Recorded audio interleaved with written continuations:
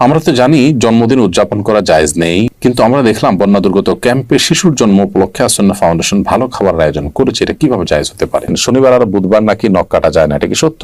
ঘুমানোর জায়গায় নামাজ পড়লে নামাজ হবে কিনা? ভাদ্র মাসে মেয়ে বিয়ে দিলে অমঙ্গল হয় বলে গ্রামাঞ্চলে শোনা যায়, এটা কি সঠিক? আমাদের এলাকায় কিছু মানুষ বলে কবরে মাটি দিলে তিনি 3 মুষ্টি দিতে হবে, এর কম দেওয়া যাবে না, এটা কি ঠিক? 4 রাকাত নামাজ ভুলে 3 রাকাত পড়ে সালাম ফিরিয়ে ফেললে করণীয় কি? কোন মহিলা অন্তঃসত্ত্বা থাকা অবস্থায় তার কোন আত্মীয় মারা গেলে তাকে দেখতে দেওয়া হয় না, এতে নাকি মৃত ব্যক্তির কষ্ট হয়। আসলে কি অন্তঃসত্ত্বা অবস্থায় মৃত ব্যক্তিকে দেখার পরে নিষেধাজ্ঞা আছে? জোহরের সুন্নতের 3য় রাকাতে থাকা অবস্থায় জামাত শুরু হয়ে গেলে করণীয় কি? চলুন তাহলে আর বিলম্ব না করে আমরা প্রশ্নোত্তর আলোকিত প্রবেশ করি। আমাতুল্লাহ আফরোজ আপনি লিখেছেন শনিবার আর বুধবার নাকি নখ কাটা যায় না, এটা কি সত্য? নখ কাটার নির্দিষ্ট কোনো দিনক্ষণ নাই যে এই সময় নখ কাটতে হবে বা এই সময় নখ কাটা যাবে না। সারা সপ্তাহের যে কোনো সময় যে কোনো দিন রাতে দিনে আপনি নখ কাটতে পারবেন। শুক্রবার নখ কাটাকে কেউ কেউ মুস্তাহাব বলেছেন, কোন কোন সালাফের আমল রয়েছে। এর বাইরে আসলে এটাকে সুন্নাহ বা ওই দিনই কাটতে হবে এমন কোনো বাধ্যবাধকতা নেই, আর নিষেধাজ্ঞা তো কোনো দিনের জন্যই নাই। বিদায় শনিবার বুধবারে নখ কাটা যাবে না মর্মে কথা যদি কেউ বলে থাকেন, সেটি নিছকই কুসংস্কার এবং দলিলবিহীন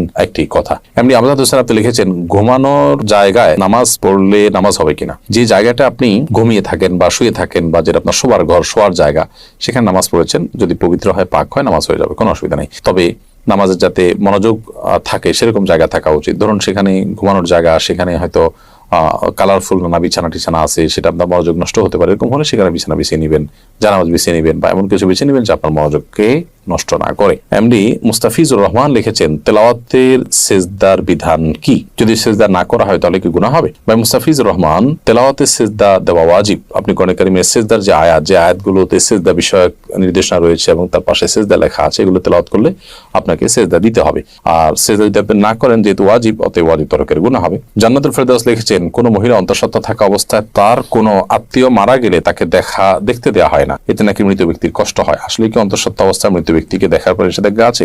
সম্পূর্ণ ভিত্তিহীন এবং কুসংস্কারাচ্ছন্ন কথা। অন্তঃসত্ত্বা থাকা অবস্থায় অনেকগুলো কুসংস্কারের কথা আমরা জানি। এটা কাটা যায় না, সেটা কাটা যায় না, তারপরে চন্দ্রগ্রহণ হলে বাহির হওয়া যায় না, তারপর এই যে আরেকটা নতুন করে শুনলাম যে কোনো আত্মীয় মারা গেলে তাকে দেখা যায় না। একেবারেই ভিত্তিহীন কথা। আপনি যাদেরকে জীবদ্দশা দেখতে পারতেন, মৃত্যুর পর তাদেরকে দেখতে পারবেন। ধরুন আপনার শ্বশুর মারা গেছে, তো আপনি তাকে দেখতে পারবেন। যার সাথে আপনার দেখা দেওয়া যায় তাকে আপনি দেখতে পারবেন। অন্তঃসত্ত্বা হওয়া বা না হওয়ার কোনো সম্পর্ক এর সাথে বা এর কারণে কোনো পার্থক্য বিধানের ক্ষেত্রে হবে না। এমনি দেলোয়ার হোসেন লিখেছেন আমি গরু পালন করি, অনেক সময় গরুর প্রস্রাবের ছিটা কাপড়ে লাগে, এই কাপড় পরে নামাজ পড়া যাবে কি না? ভাই দেলোয়ার হোসেন, আপনি যে গরু লালন পালন করেন, এই গরু লালন পালন করতে গিয়ে যদি ছিটা পড়ে, সেই ছিটা যদি শুয়ের আগার সমপরিমাণ হয়, এরকম ক্ষুদ্র ক্ষুদ্র ছিটা যদি পড়ে 2-4টা, কোনো অসুবিধা নেই, এতে অসুবিধা হবে না। কিন্তু যদি অনেক বেশি পেশাব লাগে, ছিটা নয় বরং ফোঁটা পড়ে, অনেক ফোঁটা পড়ে, তাহলে সেক্ষেত্রে সেই কাপড় আপনাকে পরিবর্তন করে বা কাপড়ের সেই জায়গাটা ধুয়ে, যেখানে লেগেছে ধুয়ে আপনাকে নামাজ পড়তে হবে। আমাদের এলাকায় কিছু মানুষ বলে কবরে মাটি দিলে তিনি 3 মুষ্টি দিতে হবে,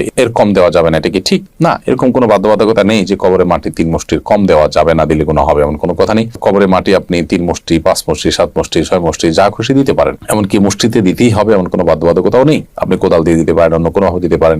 মৃত ব্যক্তিকে দাফন করা ফরজে কিফায়া। সমাজের কিছু মানুষ যদি সেটি করেন, সবার তরফ থেকে সেটি আদায় হয়ে যায়। অতএব মৃত ব্যক্তিকে দাফন করার এই কাজে আপনি শরীক হলেন, একটু মাটি দিলেন, এটা সবের কাজ, সেটা আপনি করেন। বাট আপনার এটা মাথায় রাখা দরকার যে 3 মুষ্টি দিতে হবে এরকম কোনো বাধ্যবাধকতার কথা কোরআন বা সুন্নাহর কোথাও বলা হয়নি। এমডি মুখলেসুর রহমান আপনি লিখেছেন 4 রাকাত নামাজ ভুলে 3 রাকাত পড়ে সালাম ফিরিয়ে ফেললে করণীয় কি? 4 রাকাত নামাজ যদি 3 রাকাত পড়ে সালাম ফিরিয়ে ফেলেন এবং সালাম ফেরানোর সাথে সাথে মনে পড়ে, তাহলে ওই অবস্থা আপনি দাঁড়িয়ে যাবেন, আরো 1 রাকাত যুক্ত করে তারপর শেষে সেজদায়ে সাহু দিবেন। ইনশাআল্লাহ তাতে আপনার সালাত আদায় হয়ে যাবে। যদি সালাম ফেরানোর পর কথাবার্তা বলেছেন, উঠা বসা করেছেন, বা সালাত ভঙ্গকারী কোনো কিছু হয়েছে, হাঁটাচলা করেছেন, এরপরে আপনার মনে পড়েছে, তাহলে ওই সালাত পুনরায় আপনাকে আদায় করতে হবে। অর্থাৎ হাঁটাচলা করেছেন, উঠা বসা করেছেন, কথাবার্তা বলেছেন, এরপর আবার 1 রাকাত প্লাস করে সেজদায়ে সাহু দিলে কিন্তু আর হবে না। 4 রাকাত সালাতকে 3 রাকাত আদায় করেছেন, করে সালাম ফেরানোর সাথে সাথে মনে পড়লো, বা সালাম ফিরিয়েছেন, কোনো সালাত ভঙ্গকারী আর কোনো কাজ করেননি, মনে পড়েছে, তাহলে তৎক্ষণাৎ তার সাথে আরো 1টি রাকাত যুক্ত করে সেজদায়ে সাহু দিবেন, সালাত হয়ে যাবে ইনশাআল্লাহ তাআলা।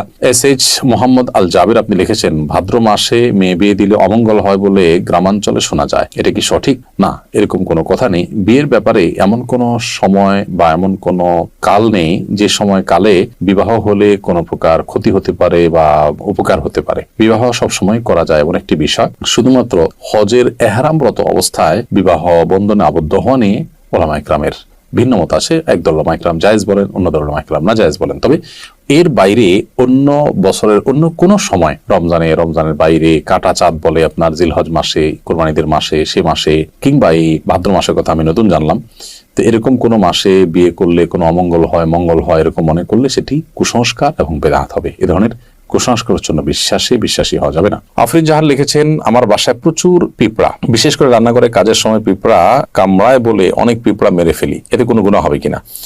পিঁপড়া যদি আপনি মারেন এতে গুনাহ হবে না, কিন্তু আগুন দিয়ে পুড়িয়ে পিঁপড়া মারবেন না, এ ব্যাপারে নবী সাল্লাল্লাহু আলাইহি ওয়াসাল্লামের নিষেধাজ্ঞা রয়েছে। এর বাইরে আপনার পিঁপড়ার উপদ্রব থেকে বাঁচার জন্য আপনি সেটা মেরে ফেলতে পারেন। যে কোনো প্রাণী আমাদের যদি উপদ্রবের কারণ হয় তাহলে সেটা থেকে আত্মরক্ষার জন্য আমরা সেটি মারতে পারি, কিন্তু নির্মম ভাবে বা অপ্রয়োজনে কষ্ট দিয়ে তাকে তিলে তিলে শেষ করা বলতে যেটা বোঝানো হয় সেটা করা জায়েজ হবে না। জোহরের সুন্নতের তৃতীয় রাকাতে থাকা অবস্থায় জামাত শুরু হয়ে গেলে করণীয় কি? জোহরের সুন্নতের তৃতীয় রাকাতে আপনি আছেন, এমন অবস্থায় জামাত শুরু হয়ে গেলে আপনি আরেক রাকাতের সাথে প্লাস করবেন এবং তাড়াতাড়ি সেটা শেষ করে জামাতে শামিল হয়ে যাবেন।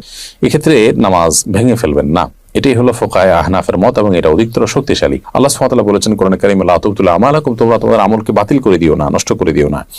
যদিও হাম্বলী মাযহাবের উলামা ইকরাম অনেকেই বলেন যে এরকম পরিস্থিতিতে আপনি নামাজ ছেড়ে দিয়ে জামাতে শামিল হবেন, কারণ নবী করিম সাল্লাল্লাহু আলাইহি ওয়াসাল্লাম বলেছেন, ইযা উকিমাতিস সালাতু ফালা সালাতা ইল্লাল মাকতুবা, যখন ফরজ নামাজের একামত হয়, একামত হলে তখন ফরজ নামাজ ছাড়ার কোন নামাজ পড়া জায়েজ নয়, যার কারণে আপনি সেটা ছেড়ে দিবেন, এরকম মত তারা দিয়ে থাকেন।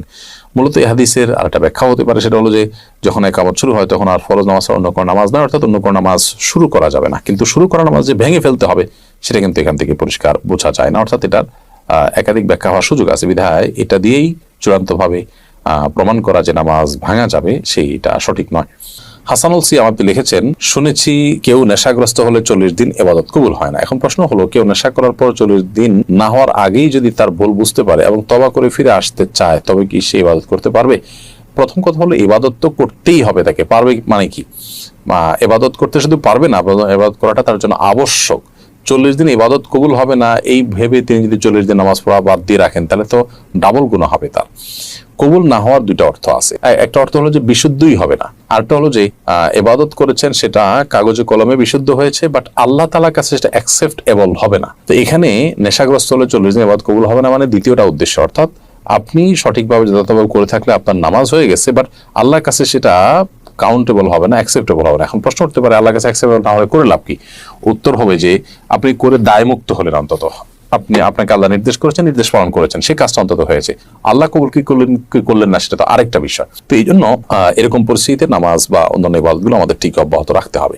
আমরা তো জানি জন্মদিন উদযাপন করা জায়েজ নেই, কিন্তু আমরা দেখলাম বন্যা দুর্গত ক্যাম্পে শিশুর জন্ম উপলক্ষে আসন্না ফাউন্ডেশন ভালো খাবার আয়োজন করেছে, এটা কিভাবে জায়েজ হতে পারে? দেখুন, প্রথম কথা হলো যে শিশুর জন্মের দিনটি, যে দিনে সে জন্মগ্রহণ করেছে, এই দিনটিতে বাবা মা, আত্মীয় স্বজন সবাই আনন্দিত, এবং সেই দিনে আনন্দিত হয়ে তারা যদি ভালো খাবার খান, মিষ্টি কিনেন, এটা না জায়েজ পৃথিবীতে কেউ কোনোদিনই বলেনি। শিশুর জন্মের দিনে ভালো খাবার ব্যবস্থা করা আর প্রতি বছর জন্মদিন উদযাপন করা, কেক, মোমবাতি সহ, যেগুলোর প্রত্যেকটার আলাদা আলাদা ধর্মীয় ব্যাখ্যা আছে। কেক কেন ব্যবহার হয় জন্মদিনে, অন্য কোনো কিছু থাকতে কেক কেন, মোমবাতি কেন জ্বালানো হয়, এগুলো নিয়ে আপনি যদি একটু সোশ্যাল মিডিয়াতে অথবা আপনি গুগলে যদি সার্চ করেন তাহলে দেখতে পারবেন যে এর পেছনের রহস্যগুলো কি। অতএব ওই জিনিসগুলো একটা, আর জন্ম হয়েছে শিশুর, সে উপলক্ষে ওই দিনে মিষ্টি খেলেন, ভালো রান্না করলেন, যে কোনো আনন্দের ঘটনাকে কেন্দ্র করেই তো আমরা ভালো কিছু খাই, সেটাকে পৃথিবীর কোনো আলেম মানে নাজায়েজ বলেননি। দুটিকে যদি আমরা গুলিয়ে ফেলি তাহলে তো ভুল হবে, এবং সেই সাথে এটাকে কেউ ইবাদত শরিয়ার কাজও মনে করছে না। দুইটা জিনিস এখানে, জন্ম দিবস উদযাপন যেটি বছর বছর হয়ে থাকে, সেখানে যে সমস্ত আইটেমের প্রয়োজন হয় সেগুলো অগ্নি পূজকদের বিভিন্ন বিশ্বাস থেকে এসেছে, তাদের কৃষ্টি বা কালচার। আর যে কোনো আনন্দের বা যে কোনো সুখের কোনো ঘটনা আসলে তখন খুশি হয়ে নিজেরা ভালো কিছু খাওয়া বা খাওয়ানো, সেটাকে পৃথিবীতে কেউ নাজায়েজ বলেনি, এবং দুটি কখনো এক জিনিস নয়। এই পার্থক্যটা আমাদের করতে হবে। আমরা অনেক সময় এই বিষয়গুলোকে গুলিয়ে ফেলি। অ্যাক্সিডেন্টের কারণে আমার পায়ে প্লাস্টার লাগানো হয়েছে, এটা ভেজানো যাবে না, এমত অবস্থায় গোসল ফরজ হলে কি করব? অ্যাক্সিডেন্টের কারণে আপনার পায়ে যে প্লাস্টার লাগানো হয়েছে পায়ে বা হাতে, সেই প্লাস্টার যদি ভেজানো না যায় পানিতে, তাহলে ওখানে প্লাস্টিক দিয়ে বিভিন্নভাবে পেঁচিয়ে তারপর আপনি গোসল করবেন। আর যদি সেখানে প্লাস্টিক দিয়ে পেঁচিয়ে গোসল করলেও পানি লেগে যাওয়ার আশঙ্কা থাকে, তাহলে কোনোভাবে কোনো কিছুতে রেখে উঁচুতে, কোনোটা মোড়াতে বা কিছুতে রেখে এরপর আপনি আলতো করে পানি দিয়ে বাকি শরীর ধুবেন এবং সেই ব্যান্ডেজের জায়গাটা বা প্লাস্টারের জায়গাটা ভিজা হাত দিয়ে উপর দিয়ে আপনি মুছে নেবেন। ব্যাস, তাতে ইনশাআল্লাহ আপনার গোসল হয়ে যাবে। একইভাবে আপনি উযুও করবেন।